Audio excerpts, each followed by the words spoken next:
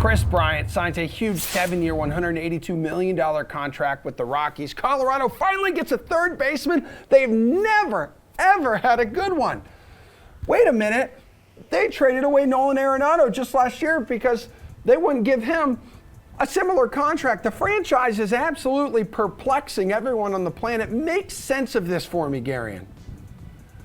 You can't. I mean, I guess an organization may be thinking that they could, win the PR battle by signing a big player and people would get off their back. But, as everyone's pointed out, this makes no sense when you basically paid the St. Louis Cardinals $50 million to take Nolan Arenado 2 seasons ago. So I can see maybe why Bryant is doing this. I mean, he's a guy who already has his World Series ring. He already has his MVP.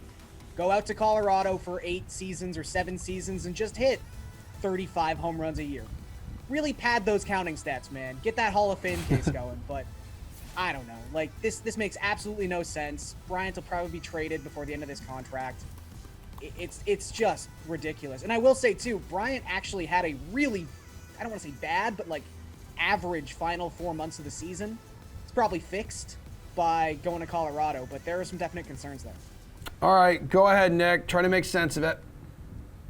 You cannot make sense of this whatsoever. This is. I mean, honestly, if I'm Nolan Arenado, I'd be personally offended by this move. I mean, like you talk about going and signing another star player to win the PR battle. Sign a guy who plays a different position. You sign a guy who's his replacement, and like Garion said, you paid half his contract or whatever it was to send Nolan Arenado away. And what he did for the franchise and how they were pretty good when he was there too. So I would be pretty upset. But then again, you're with the Cardinals now. They're always a contender no matter what every season. So how mad can you really be if you're Arenado?